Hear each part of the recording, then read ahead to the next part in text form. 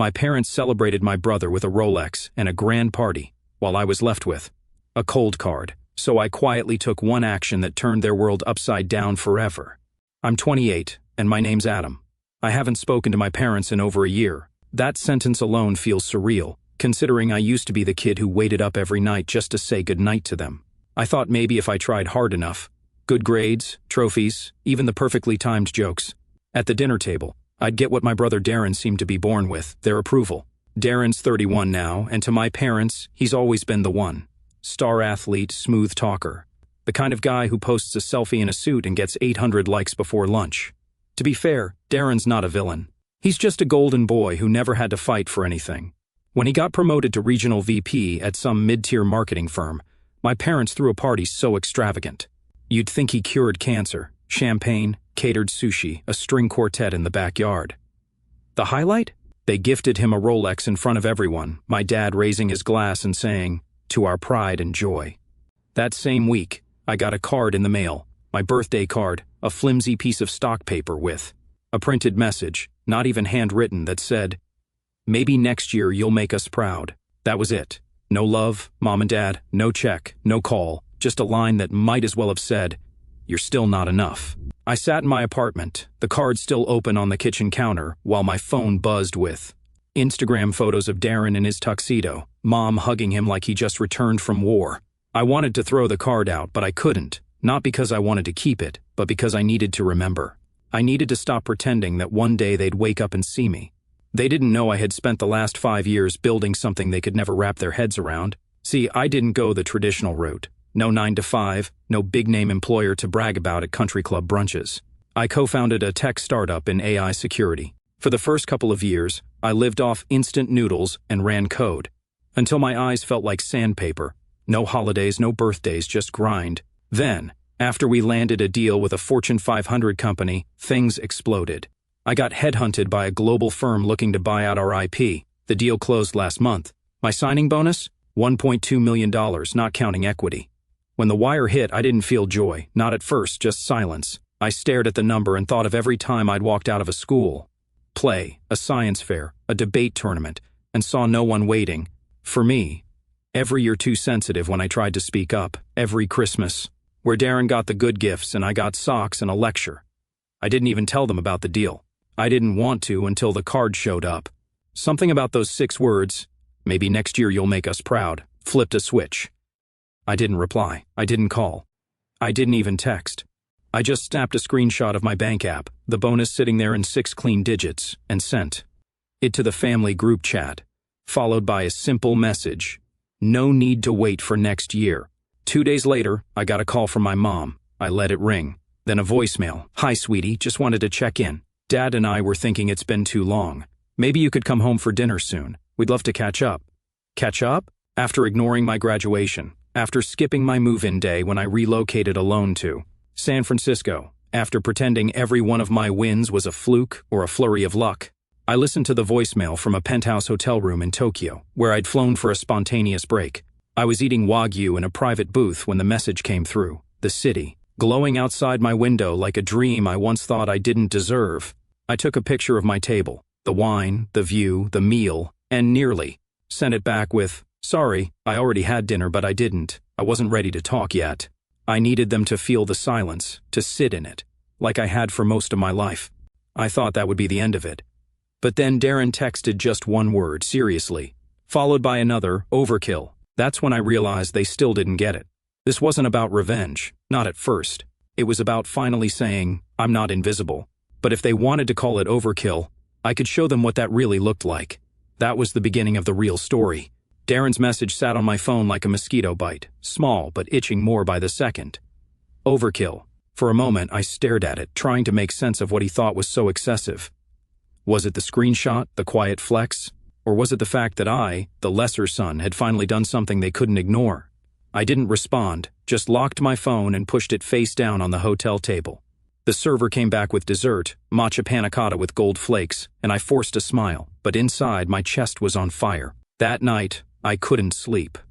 The glow of Tokyo's skyline lit the room, and I lay there wondering how it had all gone so wrong. I thought of my mom's voice on the voicemail, the way she used that same tone she always did when she wanted something. Warm, slightly rushed, a dash of guilt stirred in. It wasn't real warmth. It was performative. Just like when I was 8 and made her a clay mug for Mother's Day. She smiled, set it aside, and gave it away a week later because it was too ugly to keep out. I remembered that mug more clearly than any birthday party. In the morning, I opened the group chat again. My dad had joined in now. "Your mother and I would really love to see you. Darren told us the great news. Congratulations. Let's celebrate together. Dinner Sunday." Celebrate. They hadn't celebrated me in 28 years. And now that I had money, now they were proud. I don't know what I hated more, the hypocrisy or how calmly they assumed I'd come running. I didn't reply. Not yet. Instead, I opened a file I'd been quietly working on for months. A full audit of every dollar I'd loaned or given them over the years. The car repairs I paid for when their insurance lapsed, the $14,000. I wired when Darren had temporary cash flow issues and needed help covering a down payment. The time I paid their property taxes without telling them just because I'd overheard my mom crying in the kitchen.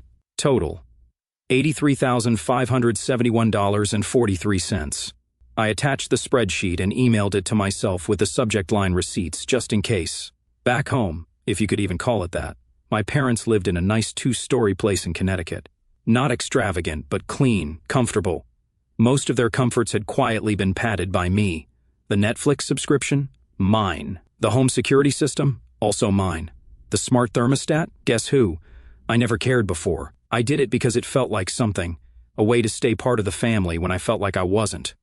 I think, deep down, I thought maybe if I kept helping, they'd see me. They didn't. But now they wanted to see me. Not the real me, not Adam who stayed up building code, who flunked out of pre-med but found his calling in data encryption. No, they wanted to see the $1.2 million version of me. So I gave them something to look at. I booked a first-class ticket back to the States, not for them, but for me. I needed to stand in the same house where I'd once sat at the kids' table. During Darren's engagement dinner, even though I was 24, I needed to feel that silence again, just long enough to put it to rest. But I wasn't planning on staying long. When I landed, I didn't tell them. I rented a car, a matte black Audi R8 because why not, and drove past the old grocery store where I worked shifts during high school, while Darren focused on sports. I parked in front of my parents' house just before sunset. The windows glowed like always, the porch light blinking like a beacon. I stood at the door for a full minute, my heart pounding like I was 16 again and about to be grounded. Then I rang the bell. My mom opened it. She gasped, "Adam, oh my God." She pulled me in for a hug before I could dodge.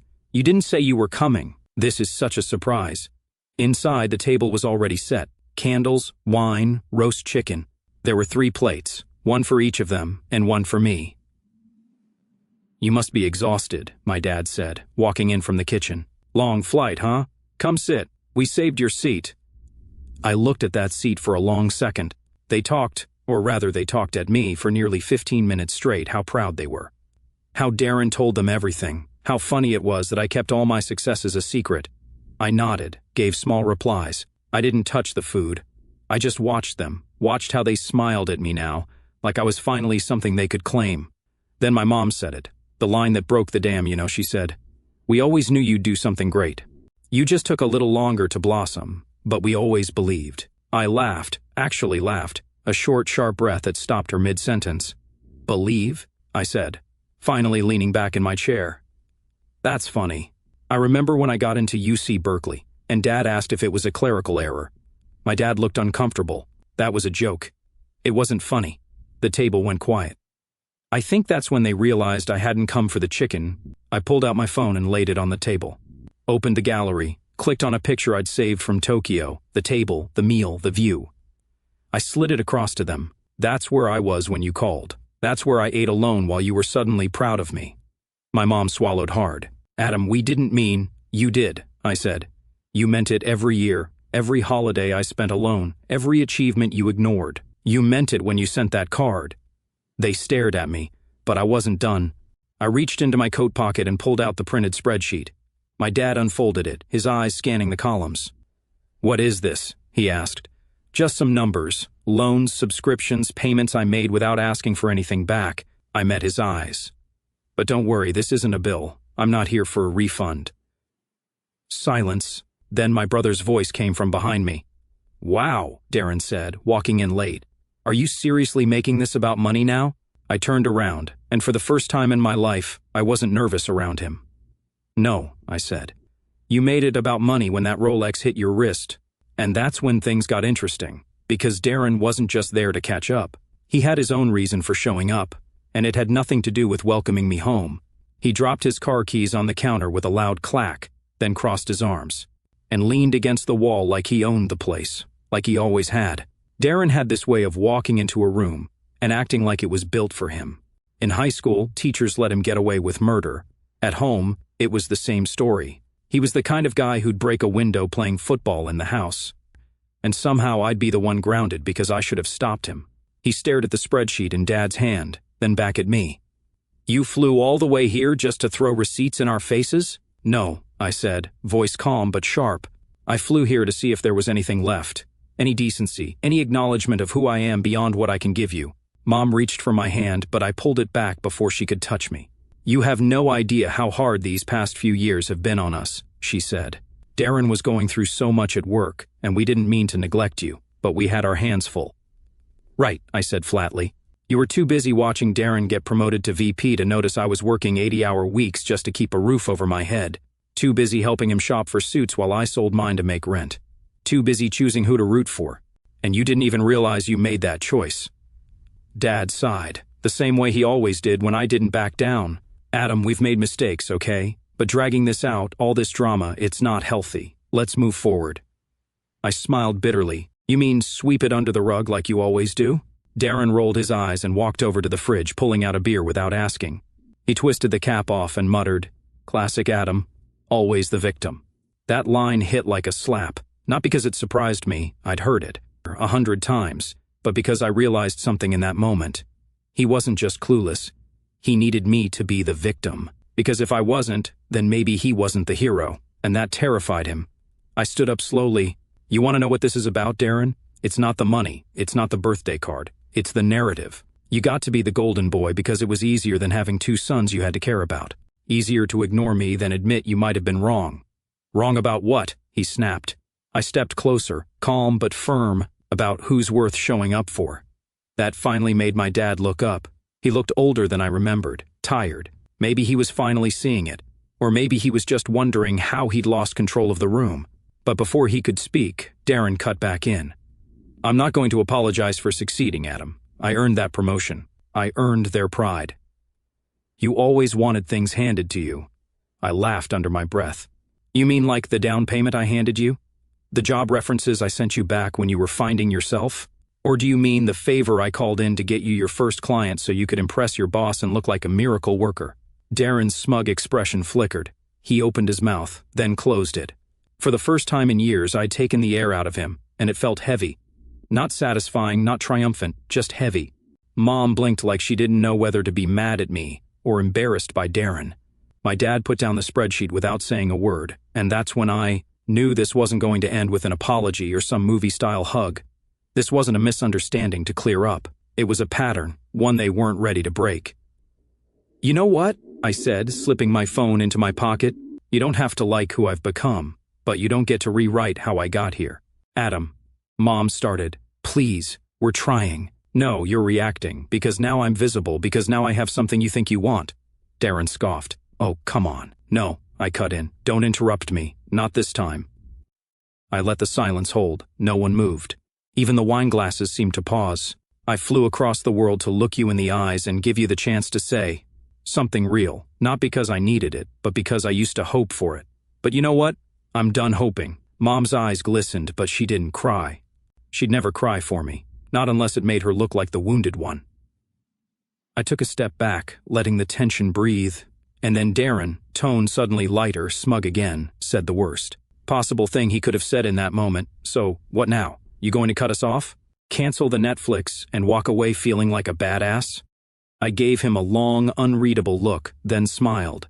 "Oh, Darren, you really don't get it." Just like that, I pulled out my phone again, not to show them another screenshot, but something else, something that would make Darren sit up straighter, something that would finally wipe that smug look off his face. But just before I opened it, my mom's phone buzzed. She glanced at the screen, her eyes widened. Is this real? She looked up at me like she didn't recognize who I was anymore. I nodded slowly. Yep, it's already happening. And Darren, still not connecting the dots, reached for his own phone just as his face began to change. Just as the first ripple of consequences started to hit, I stood there watching Darren's face, morph from smug confidence to something I hadn't seen in him since we were kids. Fear. His thumb hesitated over the screen, then tapped open the notification, and just like that, his whole posture shifted. Gone was the arrogant lean, the cocky smirk. He suddenly looked smaller, quieter, like a kid caught cheating on a test. What is this? He asked, blinking hard. I didn't answer right away. I wanted the silence to do what words never could. My dad finally broke it. What's going on? I turned to him, calm and collected. Your golden boy has a little problem. When I tried to warn him about 2 years ago, remember when I suggested he stop using company assets for personal consulting jobs? Darren's head jerked up. You said it was just a suggestion. No, I said, holding up a finger. I said it was illegal. You didn't listen. Mom looked between us, confused. Adam, what are you talking about? I stepped forward and placed my phone gently on the table. On the screen was a forwarded email from a legal firm, time-stamped earlier that day.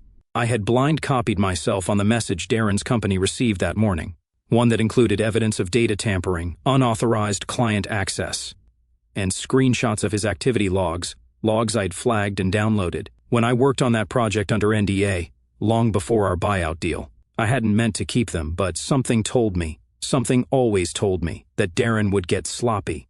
I tried to protect you, I said, not looking at Darren. I tried to keep it quiet, but then you ran your mouth and dragged me through the mud. And when the company started sniffing around for internal breaches, they reached out to me, not you, not legal me, because they knew I built the framework. I had access to every log, every user action, every discrepancy. My dad looked at Darren, stunned. Tell me this is a joke. Darren's mouth opened, then closed. He couldn't speak. You made $50,000 on the side last year skimming clients, I added. Clients that belonged to the firm. You covered it well, but you didn't cover it perfectly. And now they know. Mom gasped. But he was just trying to get ahead. You don't understand the pressure. No, Mom, I said, cutting her off. You don't get to make excuses. Not anymore. Not for him. Not for you. You always told me I needed to make you proud. Well, I did. And you barely noticed. He lied, cheated, and you threw him a party. I turned to Darren. The firm hasn't filed charges yet. They might not. Maybe they'll just quietly terminate you. Maybe they'll press for restitution. That's up to them. I've done my part. I gave them what they asked for. You ruined me, he said quietly. You actually ruined me. No, I said. You did that yourself. I just stopped cleaning up your messes. For once, he had no comeback. My dad finally sat down, staring at the untouched chicken in the center of the table like it might hold the answers. Mom kept wringing her hands, and I realized something strange. She was waiting for me to comfort her, to say it would be okay. But I didn't, because it wouldn't be.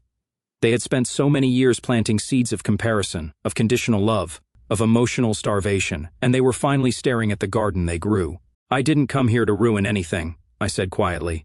I came here hoping there was something left to save, a family, a scrap of honesty. But you were all too busy polishing Darren's crown to see who was holding up the throne. I grabbed my coat from the back of the chair and slid my phone into my pocket. Darren was still staring at the screen like he couldn't believe the life he built might actually crack. My dad looked like he'd aged 10 years in 10 minutes. And my mom, she just looked lost. I'm not angry anymore, I told them. I'm tired of begging to be seen, tired of pretending your approval means something. I'm done. I walked to the door. Darren's voice croaked behind me. So, that's it? You just walk away? I paused, hand on the doorknob. No, I said. I run, and I don't look back. I stepped out into the cold Connecticut night, crisp air filling my lungs like freedom. The porch light flickered above me. It always did that. Dad never fixed it, said it wasn't worth the hassle. Funny, that porch light was my childhood in a nutshell. Flickering, dim, always second priority. I got in the car and turned on the engine. The Audi purred like confidence itself. As I pulled away, I glanced once in the rearview mirror. The house stood still. No one came running out. No one yelled my name. It was just still, and I felt peace for the first time in years. The next morning, I woke up in Manhattan. The skyline glinted through the windows of my new apartment, one I'd bought outright last month. Modern. Minimal, silent, a place that felt like mine, no ghosts, no expectations, just space to breathe. I poured myself a coffee and opened my email. No new messages from my parents, no calls. I wasn't surprised. That house wasn't built for apologies. It was built for silence, for denial. But something unexpected had come through. A LinkedIn message from an old high school friend. Someone I hadn't spoken to in over a decade. "Hey man, just wanted to say congrats. Saw the Tokyo post.